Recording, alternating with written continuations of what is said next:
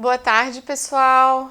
Então, eu sou a Amanda, sou teleconsultora aqui do Núcleo Telesaúde, na área de assistência farmacêutica e práticas integrativas e complementares. E vou conversar um pouquinho hoje com vocês, então, sobre menopausa, climatério e sobre as isoflavonas nos sintomas do climatério e da menopausa. Então, antes de começar a apresentação ali dos slides, eu gostaria de trazer alguns dados estatísticos que são bem interessantes. Então, as mulheres, sobre a expectativa de vida das mulheres no Brasil, que hoje é de 77 anos. E o estado de Santa Catarina é o estado onde a expectativa de vida das mulheres é mais alta. Né? E a expectativa de vida é de 78,8%, 8 anos. Então, quase 80 anos. Né? Então, isso serve para a gente pensar um pouquinho, refletir que a vida das mulheres está ficando cada vez mais longa. Né? Então, se a gente pensar que a menopausa ocorre na vida da mulher, em torno dos 50 anos, essa mulher ainda vai ter expectativa de vida de 30 anos. Né? Então, que a gente vai acompanhar essa mulher no período de menopausa e pós-menopausa. Então, é importante que a gente, como profissional da saúde, em vista desses dados, né, de expectativa de vida feminina, que a gente fique um pouco mais atento e se atualize com relação ao tratamento, né, e ao cuidado de saúde dessa mulher. Então, falando um pouquinho sobre o que é o climatério, o que é a menopausa. Então, o climatério, ele é considerado uma síndrome clínica, que é caracterizada então pela diminuição da produção do estradiol pelos ovários e acontece geralmente em torno dos 45 anos, então quando existe mais a capacidade onde não existe mais a capacidade da mulher se reproduzir naturalmente, né? Porque há um esgotamento dos folículos ovarianos com a diminuição do estradiol. É uma fase de limites, né, imprecisa na vida da mulher e compreendendo então essa transição do período reprodutivo para o período não reprodutivo. E já a menopausa, ela tem uma data de início para iniciar. E essa data de início coincide com a última menstruação da vida da mulher. Então ela ocorre em média entre 45 anos e a 55 anos. Se a gente for colocar uma data mais precisa, seria aos 50 anos. E ela pode ser antecipada em até 2 anos quando a mulher for fumante. E a gente pode caracterizar a menopausa em 4 tipos. A menopausa que a gente vai conversar hoje é a menopausa espontânea.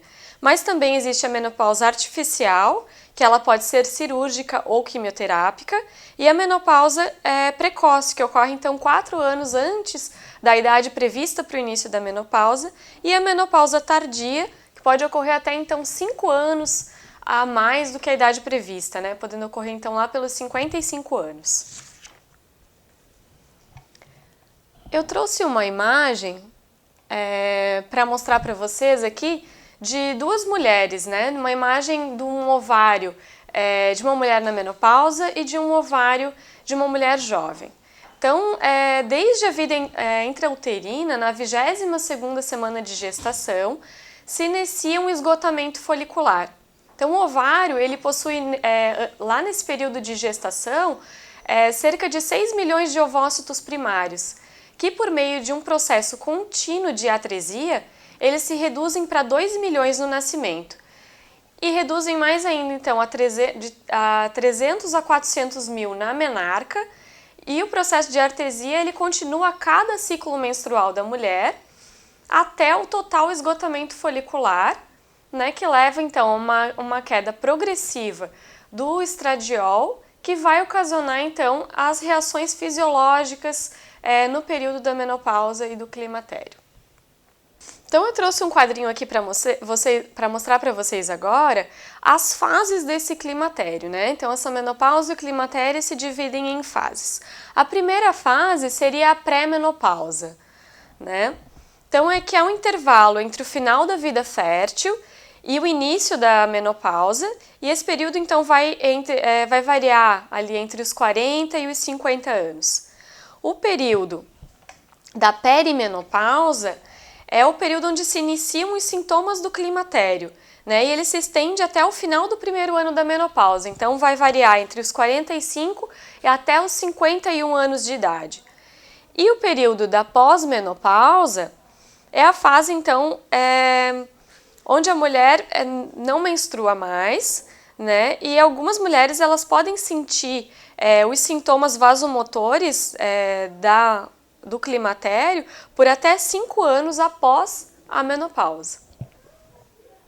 Bom, então, falar um pouquinho sobre os primeiros sintomas, né, que a gente percebe na mulher quando ela inicia esse período do climatério. E esses sintomas vasomotores são decorrentes do hipoestrogenismo. Então, o que ocorre quando há um fogacho, uma sudorese, a palpitação, é que ocorre no centro regulador de temperatura, que fica no hipotálamo. Esse centro regulador ele se confunde com o decréscimo do nível de estradiol. Então, o que ocorre, o hipotálamo e esse centro regulador de temperatura, ele se confunde e ocorre, então, um aquecimento súbito da região da face e do tronco da mulher, onde, então, há uma sensação de calor forte, vermelhidão no rosto e principalmente no colo, né? E isso é denominado, então, um fogacho, né? Fogacho significa isso, esse calor repentino, súbito que a mulher sente, que pode acontecer tanto na fase diurna quanto na fase noturna, tanto de dia quanto de noite. É muito comum esses fogachos acontecerem à noite, né? As mulheres reclamam principalmente quando ocorre muita oscilação de temperatura na noite. A mulher, quando está com muita coberta, daí tem que tirar a coberta, aí dorme com uma roupa mais fresca, mas daí sente frio, quando se cobre sente o fogacho. Né? Esse fogacho ele pode durar muito relativo, mas pode durar durante alguns segundos, ele pode se estender por minutos e pode durar até 30 minutos, né? Uma mulher sentindo aquela sensação de calor e rubor na face. Além desse calor e rubor, então pode estar associado aí a sudorese e palpitações. Uma coisa interessante da gente falar nesse momento e até instruir as mulheres que estão passando por esse período de climatério é que existem alguns gatilhos que podem desencadear esses fogachos. Então, que gatilhos seriam esses? As mudanças bruscas de temperatura, né? Então, principalmente do frio para o calor, né? A mulher está num ambiente mais fresco, na rua, entrou dentro de casa num ambiente quente, vem a sensação de fogacho. O que a gente poderia estar evitando aí? Bebidas alcoólicas, né? Um vinho é recomendável tomar, mas para as mulheres que estão passando por esse período forte do climatério é recomendável dar uma reduzida no álcool, né? Blusas com gola alta, cobertores pesados. Então é mais recomendável que a mulher fique com uma blusinha regata por baixo e coloque um casaco mais pesado por cima. Então isso vai começar a evitar esse calor, essa sudorese, essa palpitação. Bom, então além dos sintomas vasomotores que eu acabei de comentar, a mulher ainda pode passar por vários sintomas psicológicos e esses fatores psicológicos estão muito relacionados com a cultura em que a população vive, né? Então aqui no Brasil tem uma cultura muito forte de que a menopausa é uma época ruim da vida da mulher.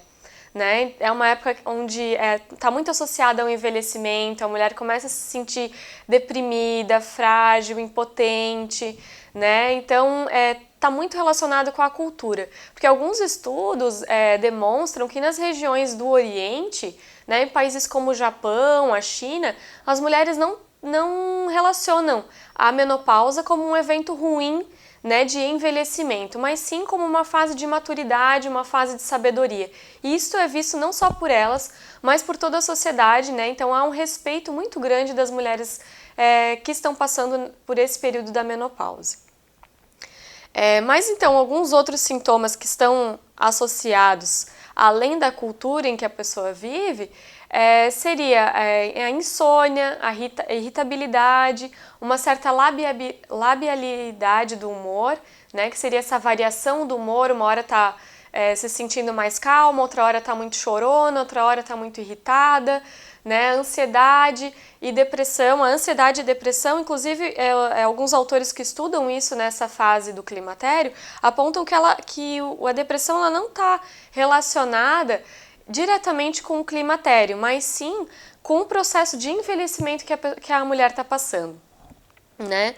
E esse processo de envelhecimento, ele é atravessado então por diversas questões emocionais que ocorrem concomitantemente a essa fase, né? O que são essas situações?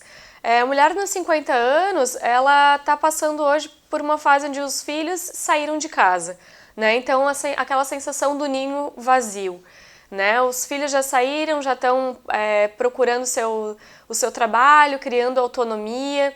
É uma fase onde muitas vezes os pais dessa mulher estão ficando doentes, né? Então tem aquela sensação de perda, pode ter, né, a sensação de perda dos pais. Então é um momento de transição bem importante e longo na vida da mulher, mas esse processo ele pode ser olhado de uma forma não tão ruim se a gente começar a cuidar dessa mulher e fazer com que ela se sinta mais viva, mais jovem, bonita, né? Então, a partir do momento que essa mulher começa a se sentir mais viva, mais potente, com perspectiva de vida, esses sintomas psicológicos e inclusive os sintomas vasomotores podem ser diminuídos.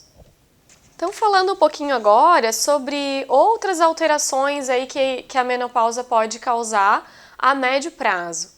Então, alterações mais fisiológicas na pele, na mucosa e no cabelo, né? Então, o que ocorre é um ressecamento da mucosa, da pele, o cabelo fica mais quebradiço, né? Então, é necessário a gente instruir como profissional da saúde muita hidratação, né? Ingesta hídrica maior nesse período. Usar hidratante mais do que uma vez por dia, né? 2 a 3 vezes ao dia, incentivar o uso de hidratante, de óleo corporal, né? E isso também mexe com a autoestima da mulher, né? Ela se sentir mais cheirosa, ela cuidar do seu corpo, ela se hidratar, fazer atividade física. Isso tudo vai melhorar, então, a aparência da pele e da mucosa. Na vulva e na vagina, então, há um afinamento e um enrijecimento da parede vaginal, né, associado a uma diminuição da lubrificação. Então, é importante também orientar que essas mulheres nessa fase façam uso de lubrificantes, né, e isso é bem importante também porque essa questão da sexualidade nessa idade da mulher é uma fase onde os profissionais da saúde muitas vezes se sentem impreparados para estar trabalhando com essas questões da sexualidade, né, que mudam realmente por várias questões hormonais. E a mulher também se sente num período de mais vulnerabilidade, ela não se conhece naquele corpo que está passando por diversas modificações. Além das alterações então vaginais, pode acontecer então uma atrofia no terço distal da uretra, que se manifesta então na disúria e urgência miccional. E além das alterações na bexiga e uretra, também nas mamas, né? Então a mama ocorre uma certa redução e uma flacidez na mama. Então é importante também que a gente olhe para isso e que nós como profissionais a gente aprenda a dar valor também para a mulher que tem rugas, para a mulher que tem cabelo branco, para a mulher que tem a flacidez nos seios.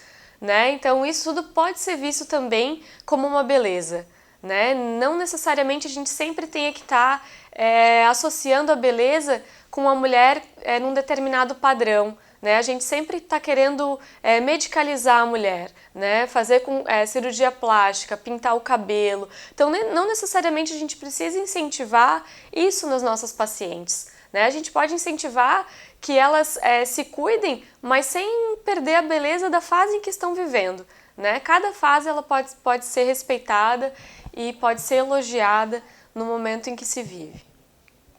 Então, algumas alterações tardias que podem ocorrer, né? Então, doenças cardiovasculares, né? Podem ocorrer AVC, hipertensão, doença isquêmica do coração.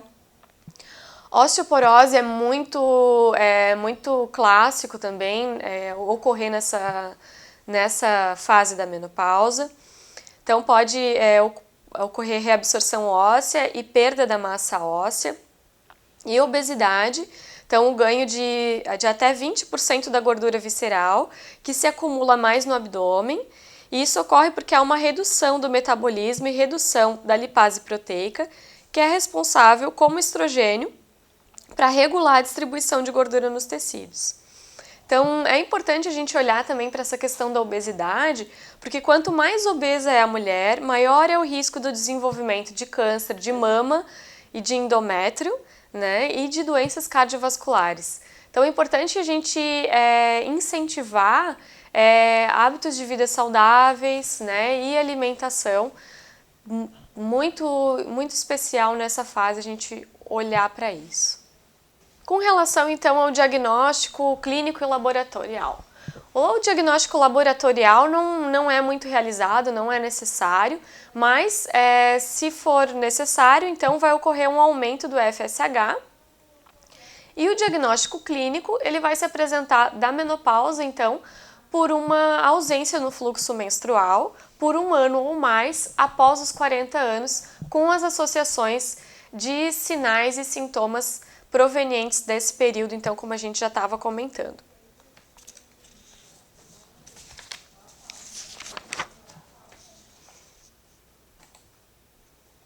Então, quando a gente pensa em agora tratamento para o climatério e para a menopausa, né, a gente tem que pensar primeiro o que a gente quer tratar nessa mulher, né? Porque não são todas as mulheres que vão sofrer com fogachos, não são todas as mulheres que vão perder massa óssea, não são todas as mulheres que vão perder a libido, né? Então, cada mulher ela vai apresentar alguma sintomatologia específica. Então, a gente tem que olhar para esses sintomas que eu comentei aqui com vocês e ver qual desses sintomas que a nossa paciente está passando e por qual deles que é mais incômodo para ela, para a gente pensar em um tratamento. Então, os principais queixas que as pessoas relatam, né, que poderiam estar fazendo algum tratamento e que as mulheres realmente realizam tratamentos para combater os fogachos e sudoreses, que são realmente muito frequentes nessa época, para preservar a massa óssea, um estímulo da libido, reduzir o ressecamento vaginal e para trabalhar com ansiedade e esses sintomas depressivos que ocorrem muito comumente nessa fase da vida da mulher. Então, quais são os tipos de tratamento que geralmente se faz, né, nas mulheres que estão passando pelo climatério? O tratamento mais clássico é a terapia de reposição hormonal, né? Outro tipo de tratamento seria o tratamento alternativo com fitoestrógenos, né, de isoflavona, psicoterapia e terapia mente-corpo, né? Então, que associam aí psicoterapia e atividade física. A terapia de reposição hormonal, ela não é recomendada durante mais do que 5 anos e é necessário ter certa cautela, né, em recomendar a terapia de reposição hormonal, principalmente para as pacientes que têm histórico familiar de neoplasia maligna de mama e endométrio, né? Então, os estudos eles apontam que realmente a terapia de reposição hormonal, quando utilizada acima de 5 anos, tem relação direta com o aumento do risco de neoplasia maligna de mama e endométrio. Para pacientes que possuem doenças hepáticas ativas, né, o risco também de tromboembolismo e para pacientes que têm sangramento uterino anormal, que também é muito comum. Então, pensando em todas essas contraindicações da terapia de reposição hormonal, a gente pensa nas terapias alternativas e complementares, né? Então, os estudos eles demonstram que 50 a 75% das mulheres na pós-menopausa usam terapias alternativas para tratar dessas sintomatologias que eu comentei. Então, para a maioria dessas terapias, a segurança e eficácia ela não é bem estabelecida ainda, mas alguns estudos pontuais eles apontam alguns benefícios, né? E esses benefícios eles realmente são relatados pelas mulheres, mas não há ainda uma comprovação de eficácia clínica da maior parte das terapias alternativas e complementares usadas pelas mulheres, o que a gente pode pensar também que está associado a esses fatores culturais, né? Essas questões culturais de como a mulher se enxerga o feminino, enxerga essa sintomatologia, então esses fatores vão influenciar a necessidade ou não de utilizar a medicalização, seja ela na forma de medicamentos ou de um outro tipo de terapia.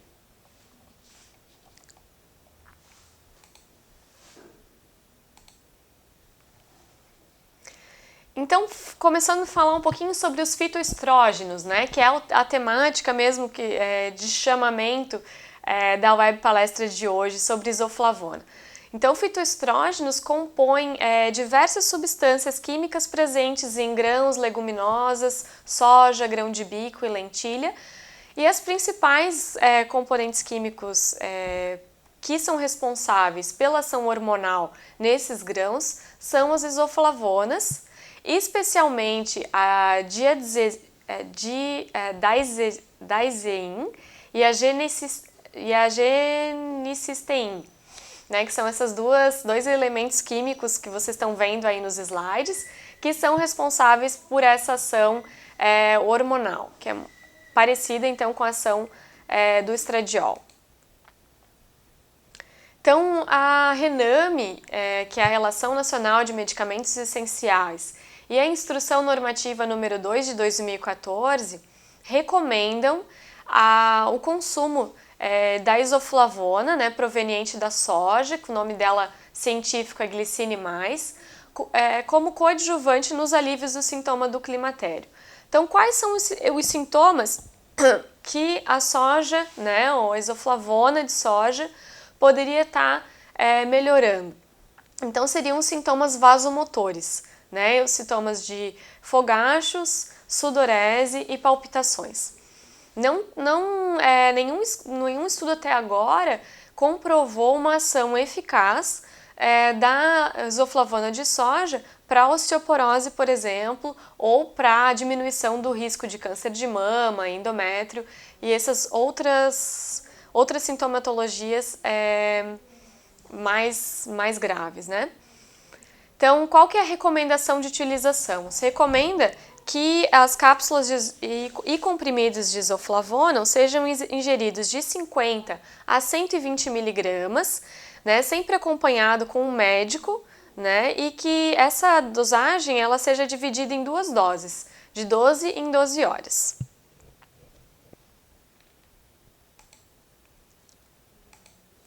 Bom, a gente falou então sobre os principais benefícios, mas quais seriam os riscos da utilização da lecitina de soja, né? Então, da isoflavona de soja, desculpe. A gente falou que a terapia de reposição hormonal possui vários riscos, né? Mas e a isoflavona possui? Então, apenas um ensaio clínico randomizado entre 9 estudos estudados apresentou uma maior incidência de hiperplasia endometrial após 5 anos de uso clínico de isoflavonas na dose de 150 miligramas, que é uma dose inclusive acima da recomendada na Relação Nacional de Medicamentos Essenciais que eu acabei de falar, que seria de 120 miligramas. E quais que seriam esses possíveis efeitos colaterais? Então, alergias, interferência com a absorção de certos minerais, constipação, flatulência, náusea e irritação gástrica. Esses efeitos colaterais é bem importante a gente ressaltar, porque tem várias pessoas que relatam sentir constipação, flatulência, náusea, irritação gástrica com o uso de alimentos provenientes provenientes de soja ou que incluem em sua composição a soja. Então, para essa paciente não é recomendado estar utilizando a isoflavona de soja. Além disso, para pacientes que têm câncer de mama e endométrio e que estão passando por esse período do climatério, também não é recomendável estar utilizando a isoflavona de soja. Então, uma outra planta, além da soja, que possui isoflavonas, é o trevo vermelho, Trifolium pratensis, né? Então, possui, além de isoflavonas, outros componentes químicos, que então possui estudos que demonstram certo alívio dos fogachos, né? E o consumo, então, seria de 40 a 60 miligramas em dose única diária de um extrato padronizado contendo 8% de isoflavonas. E quais que seriam os efeitos colaterais? Então seriam efeitos muito semelhantes à isoflavona de soja. E o uso concomitante com anticoagulantes orais, heparina, ele também pode ser potencializado, essa ação do anticoagulante da heparina, então não é recomendado o uso concomitante. Outra planta bastante utilizada pela população, essa eu tenho experiência na prática de farmácia mesmo, trabalhei em farmácia de homeopatia e manipulação de fitoterápicos, as pessoas utilizavam muito e relatavam muita eficácia da utilização da simicífuga, né? Simicífuga racemosa, é o nome científico, pode também ser chamado como Actia racemosa, e ela está indicada para os fogachos, né? E ela melhora a atrofia da mucosa vaginal. O extrato, então, padronizado para ser utilizado é de 2,5% a 8% de dioxiateína, que é a substância química, então, considerada como um metabólito secundário que é responsável por essa ação. E o uso dela seria de 40 a 80 miligramas por dia e pode, inclusive, ser associado às isoflavonas. Os possíveis efeitos colaterais incluem aí dor abdominal, diarreia, cefaleia, vertigem, náusea, vômitos e dores articulares, mas esses sintomas, eles não são comuns, são sintomas raros, né? Então, muitas pacientes que utilizavam a simicífuga relatavam, então, vários benefícios e menos efeitos colaterais do que a isoflavona de soja.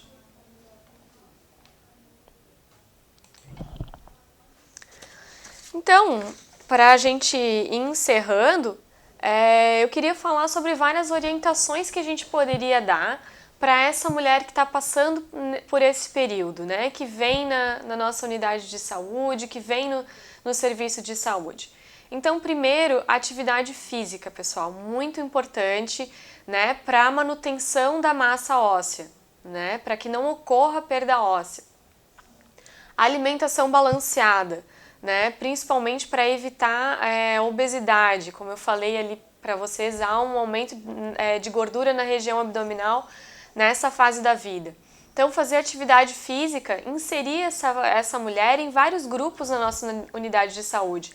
Então, não é recomendável que a gente faça um grupo específico para mulheres que estão passando pela menopausa, né? Para não criar aquele estereótipo de mulher velha, de mulher com rugas, né? Que está lá buscando uma melhor condição de vida. Não, vamos inserir essa mulher nos grupos de caminhada, vamos inserir essas mulheres nos grupos de promoção de saúde, né?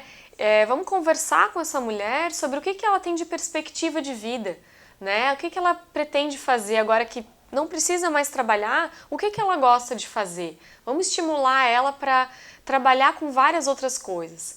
Outra coisa interessante é a gente estimular ela nessa fase de vaidade, né, que também vai aumentar a libido da mulher. Então, incentivar com que elas penteiem o cabelo, façam penteados, vão para a unidade de saúde e façam uma oficina da beleza, por exemplo, né, onde vocês levem batom, façam um bazar para trocar roupas, por exemplo.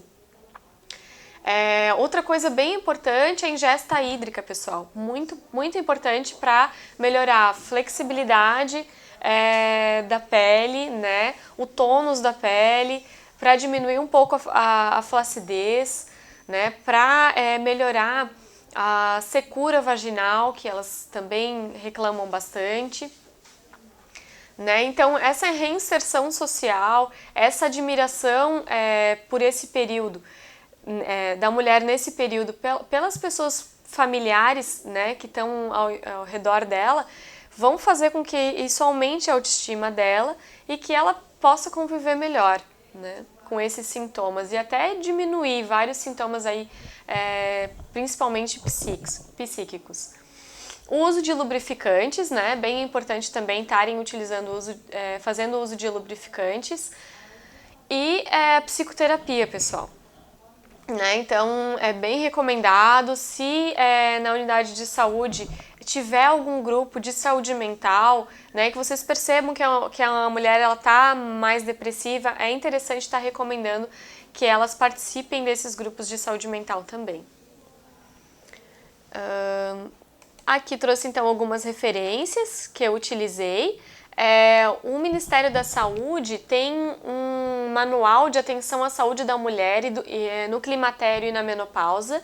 Ele foi publicado em 2008, né? E grande parte então dessa minha apresentação foi baseado nesse manual. É bem interessante vocês terem na unidade de saúde, darem uma olhadinha nele, né? Fala inclusive sobre outras práticas integrativas e complementares que poderiam ser utilizadas nesse período, como a acupuntura e a homeopatia, né?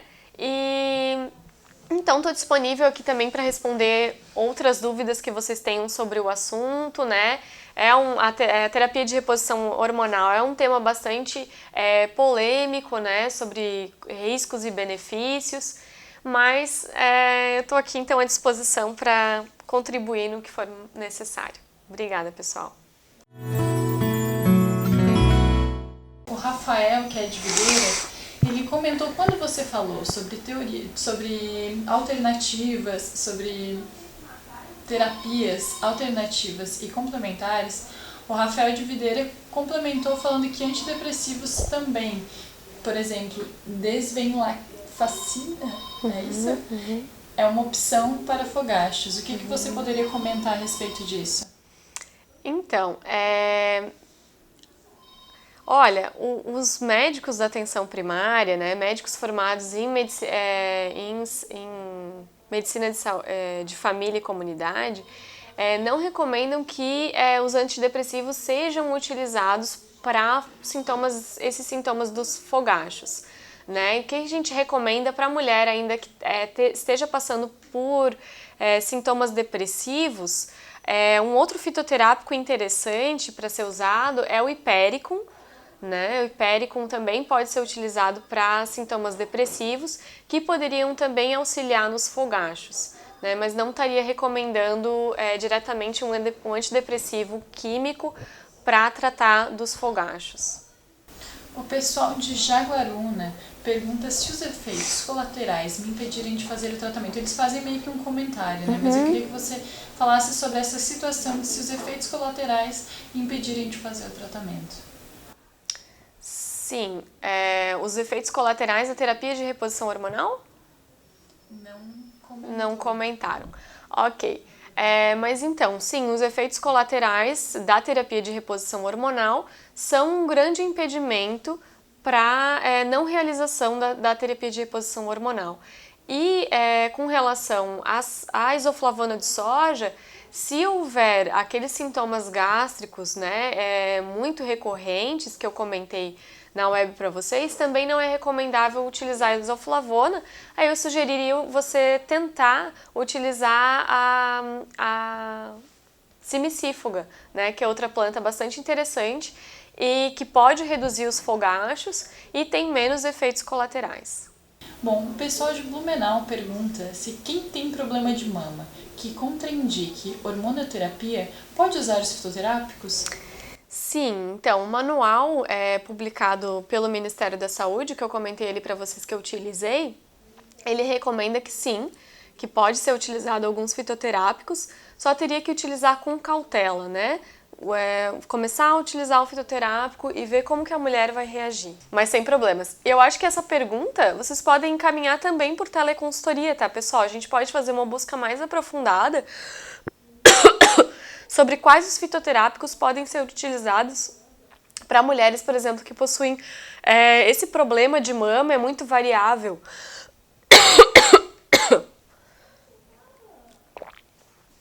Né? Então, assim, a mulher ela tem um nódulo na mama ou ela tem um câncer de mama.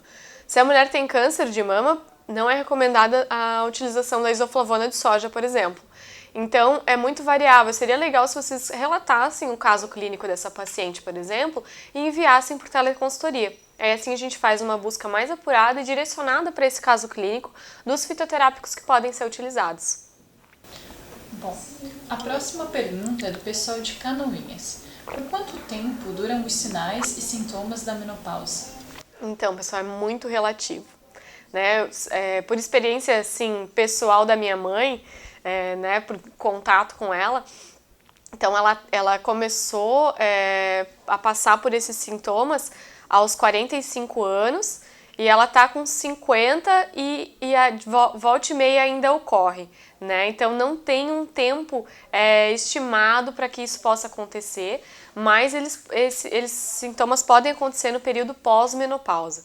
Então é um período realmente bastante longo, onde esses sintomas vasomotores podem acontecer, podem parar por um ano, por exemplo, e de repente começar a voltar, né? Então tudo isso é perpassado, como eu falei, por outras questões, né? Como estresse, depressão, questões psicológicas mesmo que a mulher esteja passando, que podem fazer com que esses sinais acabem voltando. É de Jaraguá do Sul. Existe alguma evidência de melhoras dos sintomas com o uso de chá de folha de amora? Então, pessoal, chá de folha de amora é outro chá que as pessoas comumente utilizam.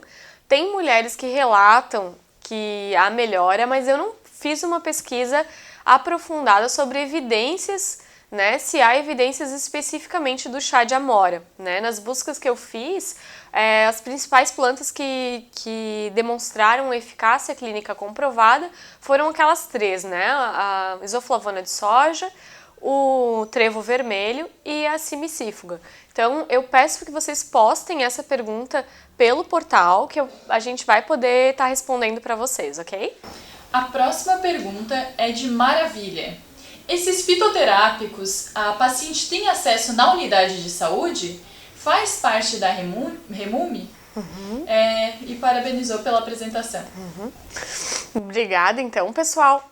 E o único fitoterápico desses que eu comentei que está na Rename é a isoflavona de soja, né? Então, pela isoflavona de soja estar na Rename, vocês podem sim conseguir introduzir esse fitoterápico na Remume de vocês, né? Então, quando houver atualização, quando vocês forem fazer uma reunião de atualização da Remume, né, da relação municipal de medicamentos essenciais, vocês podem solicitar que esse fitoterápico esteja presente nessa lista, né? Isso é uma questão de negociação de gestão do município, mas é importante ressaltar que vocês podem sim ter na unidade de saúde esse fitoterápico.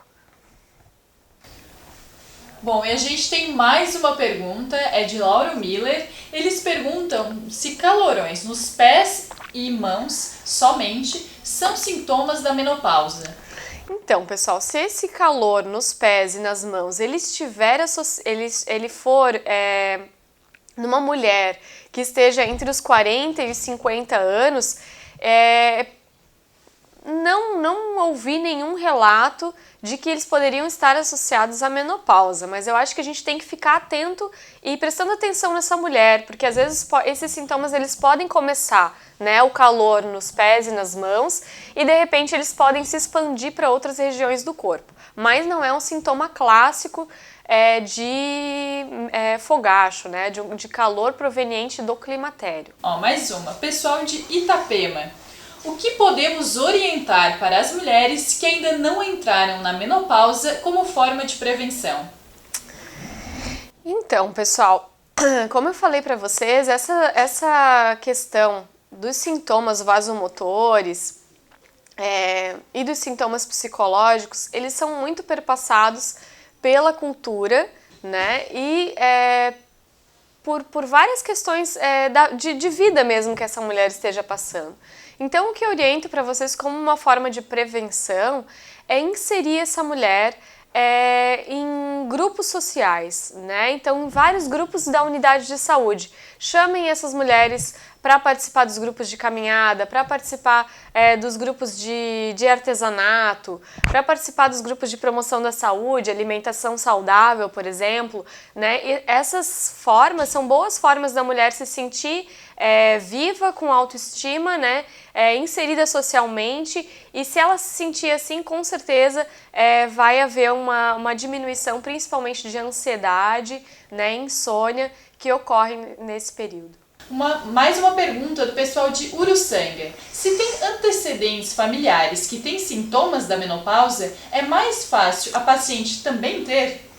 Então, como eu falei, por ser esses sintomas serem culturais, né, não são, a princípio não seriam genéticos, né, esses sintomas da menopausa, mas se há um histórico familiar em que a mulher, nessa fase, tem sintomas vasomotores, por exemplo, se isso já é aprendido, né, na nossa cultura, e se isso se passa, essa cultura acaba passando familiarmente, né, minha avó teve, minha mãe teve, provavelmente eu também terei. Uma pergunta de Criciúma. Disfunções na tireoide podem adiantar a menopausa? Então, pessoal, essa é uma pergunta que eu não vou saber responder para vocês por aqui. Vou pedir para vocês postarem essa pergunta no portal, no acesso restrito. Postem lá uma teleconsultoria agora, não deixem escapar para a gente responder essa pergunta para vocês, pode ser? Pessoal de Lauro Miller, Sumaré, a idade da menopausa conta com a idade da primeira menstruação? Então, pessoal, a idade da menopausa ela vai ser a partir do momento que parar o ciclo menstrual, né? Mas, naturalmente, a mulher que acabou menstruando mais tarde, a menopausa ela acaba vindo mais cedo. Mais uma pergunta de Lauro Miller. Mulheres na menopausa baixam a libido sexual? Sim, então, pode ocorrer sim uma baixa na libido, né?